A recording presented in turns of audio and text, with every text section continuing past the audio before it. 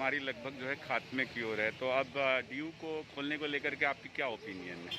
देखिए, डीयू खुलना होगा, क्योंकि डीयू ही वो यूनिवर्सिटी है क्लास 12 से जब पास आउट होता है लाखों स्टूडेंट्स जो डीयू का सपना देखता है।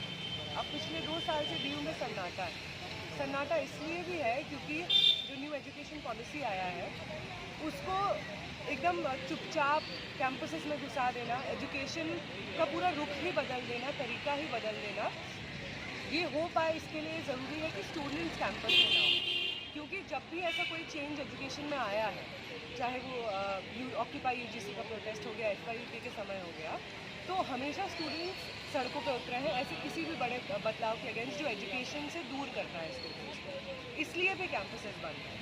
और आज जब शॉपिंग मॉल खुला हुआ है, इलेक्शन रैलियों में पूरा का पूरा स्टेट में घूम रहे हैं लोग, त्यौहार मना रहे हैं इतने सारे, तो कैंपसेस जो एजुकेशन का प्लेस है जहाँ पे आप बाकायदा इंस्ट्रक्शंस दे के फॉलो करवा सकते हैं, क्लासरूम में सोशल डिस्टेंसिंग हो सकता है, सैनिटाइजर्स रख सकते हैं, मास्क रख सकते हैं, ये सब चीज़ इंश्योर हो सकता है, तो क्लासरूम क्यों नहीं खुल रहा है? तो ये तो हम समझते हैं कि कोरोना इसका वजह नहीं है। अभी तो कल मनीष सिसोदिया ने एक ट्वीट भी किया कि दिल्ली में सारे एजुकेशन इंस्टीट्यूट्स और स्कूल्स खुल सकते हैं। तो जब उन्होंने ट्वीट कर दिया तो ये सब दिल्ली के कॉलेजेस यूनिवर्सिटीज़ क्यों बंद हैं? आप इसे एक सरकारी साजिश देख रही हैं? जी बिल्कुल। वरना क्या रीज़न है कि आप एजुकेशन, शिक्षा वो चीज़ होती है जिससे आगे देश में जो भी हो रहा है वो लोग तैयार होके आगे जाते हैं, देश को लीड करते हैं, अलग अलग नेता बनते हैं, पॉलिटिक्स में जाते हैं, साइंस में जाते हैं, आर्ट्स में जाते हैं, अलग अलग फील्ड्स में जाते हैं। वो सब लोग कैंपसेस से ही आते हैं।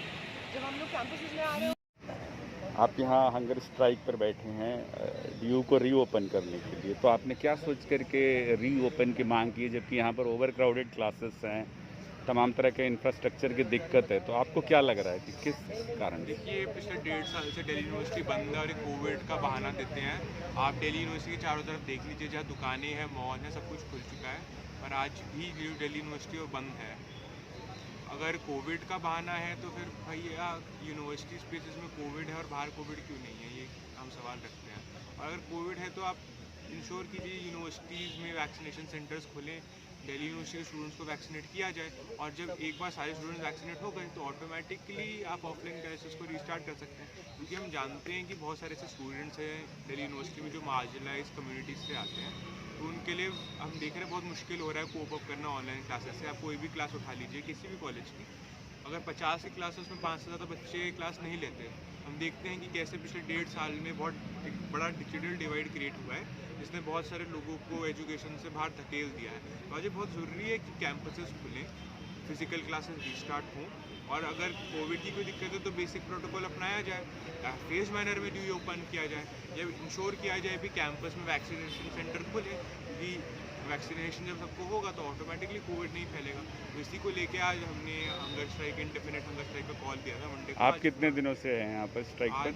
आज 4th डे हमारा हंगर स्ट्राइक का चल रहा है।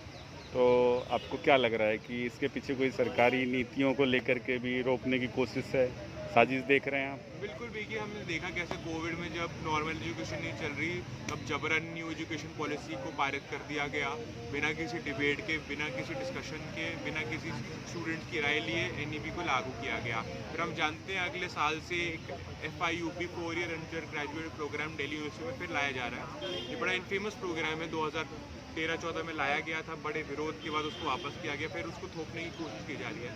ये जानते हैं अगर ये जब कैंपस ओपन होता और ये policy 4 year undergraduate program की NEP की लाई जाती तो यूनिवर्सिटी में बहुत उसके प्रति विरोध होता, तो उसी को कि ये पॉलिसीज़ बिल्कुल छुपा के पास हो जाए।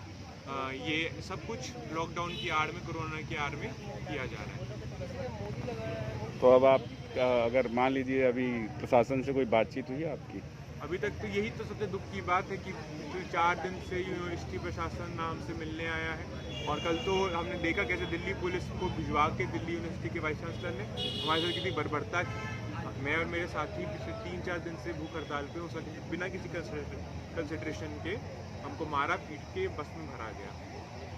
फिर आज आप वापस आके बैठे हैं जी आप लोग? बिल्कुल, हम यहाँ पे बैठे रहेंगे जब तक हमारी मांग कैंपस रीओपनिंग की पूरी नहीं होती, क्योंकि बहुत ज़रूरी है कि कैंपस खुले और उस कैंपस खुलवाने के लिए हमको जो करना पड़े हम करेंगे, चाहे ये भूख हड़ताल को हमको अनिश्चितकाल के लिए चलाना पड़े हम वो करेंगे। आयुष है।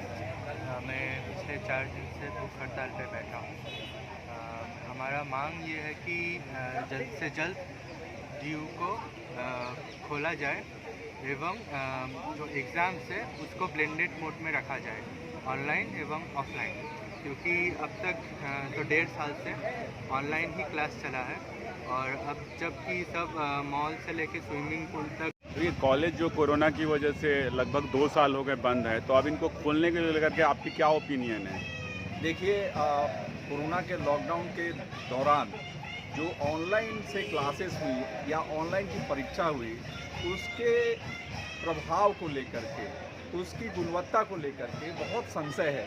और ये इन दिनों में हमने ये बात महसूस किया है कि जो क्लासरूम में टीचर और स्टूडेंट्स के बीच में जो पढ़ने पढ़ाने का एक सिलसिला होता है, एक एक्सचेंज ऑफ आइडियाज़ होता है, बच्चे जब कॉलेज के कैंपस में आते हैं तो सिर्फ पढ़ाई नहीं, ज़िंदगी के लिए कई सारे उपयोगी स्किल्स को भी वो सीखते हैं, एक दूसरे के साथ इंटरैक्ट करते हैं, सोशल चेंज का प्रोसेस आता है। तो इसलिए ऑफलाइन क्लासेस का सब्स्टिट्यूट ऑनलाइन क्लासेस नहीं हो सकता है। और आप जानते हैं कि जो ब्लेंडेड मोड में सरकार हम पर थोपना चाहती है, 40% पेपर्स को, कोर्सेज को वो ऑनलाइन में ले जाना चाहते हैं, उसका हम कड़ा विरोध कर रहे हैं। तो हम चाहते हैं कि कैंपस को ओपन किया जाए, लेकिन उसमें हमें ये भी ध्यान रखना है कि जो स्टूडेंट्स बाहर से आते हैं उनके कंसर्न्स को कैसे एड्रेस किया जाए, क्योंकि कई सारे कॉलेजेस में हॉस्टल्स नहीं हैं और आज दिल्ली यूनिवर्सिटी में बाहर से काफ़ी सारे बच्चे आते हैं, सारे कॉलेजेस में आते हैं। तो हमें उनकी समस्याओं का भी ध्यान रखना है, कोविड के अनुरूप जो सेफगार्ड्स हैं उसका भी ध्यान रखना है। तो स्टूडेंट यूनियन से बात हो, टीचर एसोसिएशन से बात हो, एकेडमिक काउंसिल और एग्जीक्यूटिव काउंसिल में इसको ले जाया जाए। हमारे बहुत सारे प्रोफेसर्स हैं जो विभिन्न विषयों में एक्सपर्ट्स हैं, उनकी सलाह ली जाए और कोविड के सेफगार्ड्स को और स्टूडेंट के इंटरेस्ट को ध्यान में रखते हुए विश्वविद्यालय को जल्द से जल्द निर्णय लेना चाहिए। ओवर क्राउडेड क्लासेस हैं और स्टूडेंट्स की संख्या बहुत होती है, ऐसे में क्या लग रहा है कि आपको उन ओवर क्राउडेड क्लासेस को जो है कोरोना के खतरों से दूर रखा जा सकता है? नहीं, देखिए, एक तो हमें ये चीज़ हमें समझना पड़ेगा कि पूरी ज़िंदगी के जो कई सारे काम हैं, कई सारे कार्यस्थल हैं, वो सारे खुल रहे हैं। अब इसीलिए मैंने कहा कि इसको हमें गहराई से सोचने की ज़रूरत है कि कैसे कोविड का सेफगार्ड होगा। और आप देख रहे हैं कि सरकार की विफलता कि इंफ्रास्ट्रक्चर के लिए हमें पैसा नहीं दे रही है। और आप सिर्फ खोल देने की बात नहीं है, कोविड के सेफगार्ड्स के लिए मान लीजिए सैनिटाइजेशन करना है, आपको मान लीजिए मेडिकल फैसिलिटीज़ भी कॉलेजेस में रखना है, तो उसके लिए एक्स्ट्रा फंडिंग होना चाहिए आपको। तो ये हमें एक्स्ट्रा फंड दिया जाए।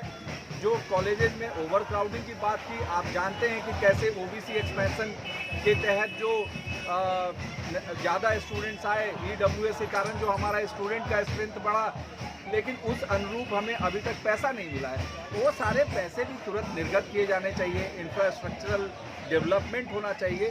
लेकिन तत्काल हमें स्टैट्यूटरी बॉडी जो है, एकेडमिक काउंसिल है, एग्जीक्यूटिव काउंसिल है, उसमें जा कर के गहराई से इस बात पे चर्चा होनी चाहिए कि कैसे हम कोविड के अनुरूप जो सुरक्षा के उपाय हैं उसको करते हुए स्टूडेंट्स को कैंपस में बुलाएं और ऑफलाइन मोड में क्लासेस को चलवाएं।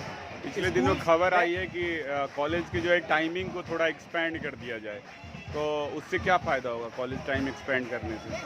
वो ग्रुप छोटे हो जाएंगे। वही मैं कह रहा हूँ कि कई सारे ऑप्शंस हो सकते हैं। लेकिन अभी क्या होता है कि कुछ ब्यूरोक्रेट्स जो हैं वो वहाँ पे निर्णय ले लेते हैं और इसमें टीचर्स को ना कंसल्ट किया जाता है, ना स्टूडेंट्स को कंसल्ट किया जाता है और हम पे थोप दिया जाता है। ये नहीं होना चाहिए। आपको मैं बता रहा हूँ कि हमारे यहाँ दिल्ली यूनिवर्सिटी में मेडिकल कॉलेजेस हैं, हमारे यहाँ नर्सिंग कॉलेजेस हैं, हमारे यहाँ साइंस के डिपार्टमेंट्स हैं, सोशल साइंस के डिपार्टमेंट्स हैं। उनके एक्सपर्ट्स को आप बुलाइए, एक बढ़िया नीति बन सकती है। लेकिन अगर आप सोचेंगे कि 3 या 4 ब्यूरोक्रेट मिल करके बेस्ट सॉल्यूशन दे देंगे, ये नहीं हो सकता है। ये जो एक इन्वायरमेंट बन रहा है कि आई नो द बेस्ट, जो कि एक ब्यूरोक्रेटिक अप्रोच होता है, वो उसके कारण यूनिवर्सिटी का बहुत घाटा हो रहा है। मैं बता रहा हूँ कि सिर्फ ऑनलाइन क्लासेस ही नहीं, ऑनलाइन एग्जामिनेशन की वजह से भी यूनिवर्सिटी सिस्टम में बहुत बड़ी समस्या आई है। इवैल्यूएशन की जो क्रेडिबिलिटी है, जो क्वालिटी है, उसमें भारी गिरावट आई है। उसको रोकने की ज़रूरत है। लेकिन ये चीज़ें कैंपस में आपस में बातचीत करके, डायलॉग करके, बहस करके, सोच विचार करके हम कर सकते हैं। हम स्टूडेंट्स के हेल्थ का ध्यान रखेंगे, उनकी सुरक्षा का ध्यान रखेंगे, लेकिन उसके साथ साथ पढ़ाने के लिए कैंपस में फिजिकल मोड में क्लासेस हो, इन सारे फैक्टर्स को साथ में लेते हुए निर्णय किया जा सकता है।